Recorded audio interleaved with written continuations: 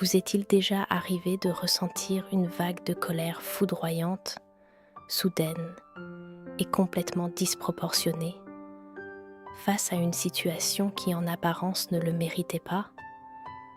Une remarque banale de votre partenaire, un collègue qui vous coupe la parole en réunion, ou même un simple retard de quelques minutes, et d'un coup, c'est l'explosion brûlante à l'intérieur.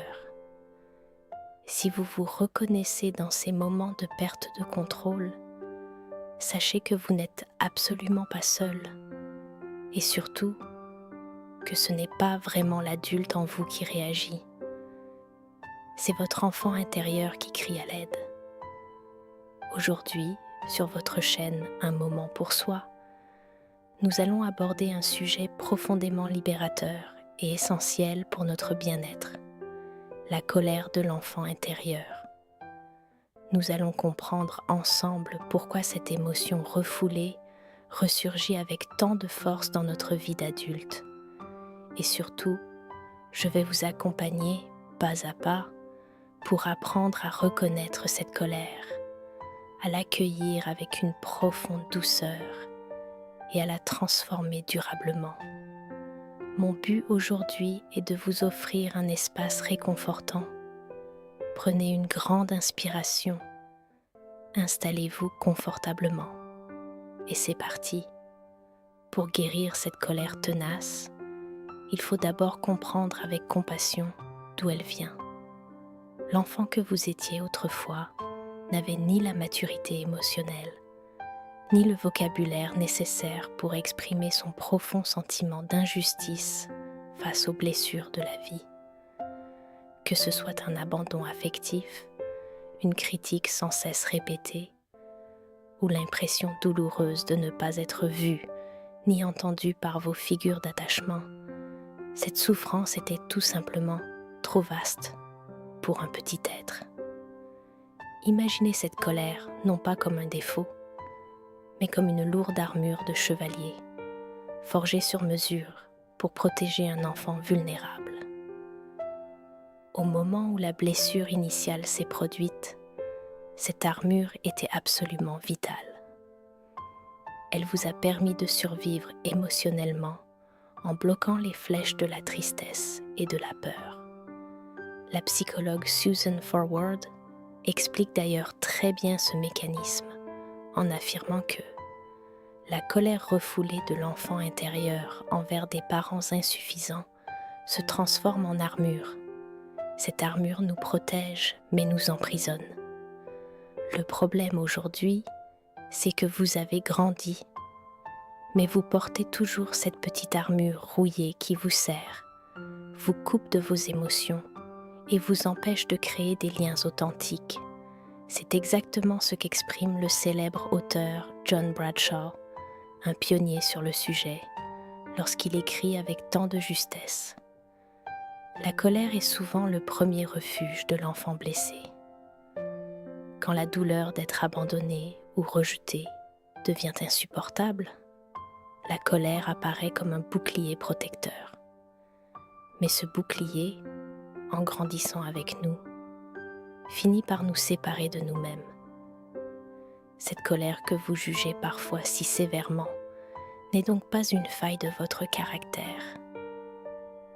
C'est une merveilleuse stratégie de survie qui malheureusement a expiré. Comprendre cela sans aucun jugement de valeur, c'est faire le tout premier pas vers une véritable réconciliation avec soi-même. Maintenant que nous avons posé des mots sur les origines de cette colère, nous devons apprendre à la ressentir pleinement dans notre corps. C'est ce qu'on appelle en thérapie le felt sense ou le sens corporel. Car le corps, lui, n'oublie jamais rien de notre histoire. Cette validation des émotions par le corps est d'ailleurs largement prouvée par la recherche scientifique. L'étude de référence ACE, qui signifie Adverse Childhood Experience, menée par le Dr Felitti et le Dr Enda entre 1995 et 1997, a démontré de façon indéniable le lien direct entre les expériences adverses vécues pendant l'enfance et l'apparition de difficultés émotionnelles à l'âge adulte. Les données de cette recherche sont frappantes. Les personnes ayant cumulé 4 expériences adverses ou plus ont 3 fois plus de risques de présenter des difficultés de régulation émotionnelle, dont la colère chronique une fois adulte. Votre corps porte cette mémoire de survie. Je vous propose donc un premier mini-exercice pour vous reconnecter à cette mémoire. Fermez doucement les yeux si vous vous sentez en sécurité. Repensez brièvement à un moment récent où vous vous êtes senti très agacé, frustré ou en colère. Surtout, ne jugez pas la situation. Observez simplement les réactions de votre corps. Où se loge cette tension exactement ? Est-ce dans votre mâchoire qui se serre toute seule ? Dans votre poitrine qui s'écrase sous un poids ? Ou bien dans votre ventre qui se noue douloureusement ? Posez avec beaucoup de tendresse votre main sur cette zone tendue et respirez profondément, lentement, à l'intérieur de cette sensation. Comme le rappelle si bien Christian Lousada, psychothérapeute spécialiste de l'IFS, la colère de l'enfant intérieur n'est pas l'ennemi. Elle est le signal que quelque chose de précieux a été blessé. Accueillir cette colère, c'est d'abord reconnaître que l'enfant en nous a souffert et mérite d'être entendu. Ressentir cette tension sans la fuir, c'est déjà commencer à écouter cet enfant. Il est temps maintenant de passer à l'action. Le but est d'offrir enfin à cet enfant intérieur ce dont il a toujours cruellement manqué. Votre écoute inconditionnelle, votre présence absolue et votre validation totale.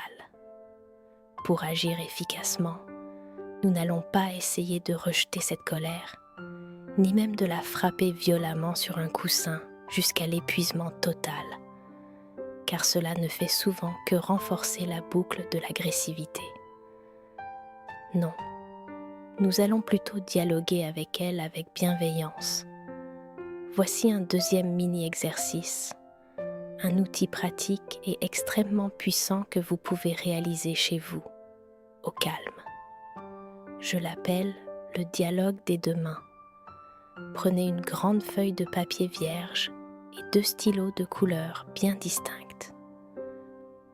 Avec le premier stylo, en utilisant votre main dominante, celle avec laquelle vous écrivez d'habitude, vous allez écrire en incarnant l'adulte sage et bienveillant que vous êtes devenu aujourd'hui. Vous pouvez commencer par écrire cette phrase. Je sens que tu es très en colère en ce moment.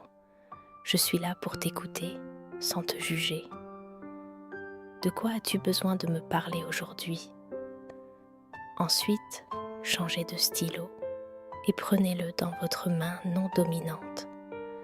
Cet effort inhabituel permet de ralentir le processus, de court-circuiter votre esprit trop analytique et de vous connecter beaucoup plus directement à votre cerveau émotionnel, là où réside votre enfant blessé. Laissez cet enfant s'exprimer librement sur le papier. Laissez-le écrire à quel point il trouve la vie injuste, à quel point il a eu peur, à quel point il a manqué d'amour, de sécurité ou de protection.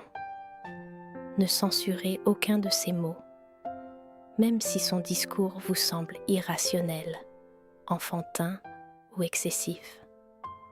Une fois qu'il a vidé son cœur, reprenez le stylo dans votre main dominante et répondez-lui avec toute la douceur d'un parent aimant et protecteur. Écrivez-lui « Je te crois, tu as totalement le droit de ressentir cette colère. Ce que tu as vécu était injuste et tu ne méritais pas ça. Mais aujourd'hui, c'est terminé. Tu es en totale sécurité avec moi. Je veille sur nous. » Ce processus intime de validation est fondamental. L'enfant en colère n'a pas besoin de leçons de morale ou d'entendre que le passé doit rester dans le passé. Il a simplement besoin d'un témoin compatissant. En lui donnant enfin la parole grâce à cet exercice, vous remplacez l'armure étouffante qui vous pesait par un véritable et solide espace de sécurité intérieure. Nous arrivons doucement à la fin de notre voyage intérieur du jour. Si je ne devais vous laisser qu'une seule certitude, ce serait celle-ci. Faire la paix avec la colère tenace de son enfant intérieur ne se réalise pas en un claquement de doigts. C'est un véritable cheminement, un apprivoisement de chaque instant. Vous allez probablement encore trébucher, vous sentir submergé par moments, et c'est une partie tout à fait normale et humaine du processus. À chaque fois que le feu de l'agacement montera en vous, essayez de vous souvenir que ce n'est pas le présent qui vous agresse, mais une part de votre passé qui demande simplement à être consolée. En accueillant cette émotion intense avec la plus grande compassion, vous réussissez à briser la chaîne invisible de la transmission des blessures. Vous permettez à ce petit garçon ou à cette petite fille qui vit à l'intérieur de vous de baisser enfin sa garde, de déposer au sol son armure devenue trop lourde et de retrouver sa joie naturelle, sa spontanéité et sa légèreté. Vous méritez pleinement de vivre avec cette paix intérieure. Le chemin de la guérison est magnifique, car au bout du compte, c'est vous-même que vous retrouvez. Si cet épisode de Un moment pour soi a résonné dans votre cœur, n'hésitez pas à le partager à une personne de votre entourage qui pourrait en avoir besoin. Laissez-moi un commentaire en dessous de la vidéo. J'aimerais beaucoup savoir comment vous avez vécu ces exercices.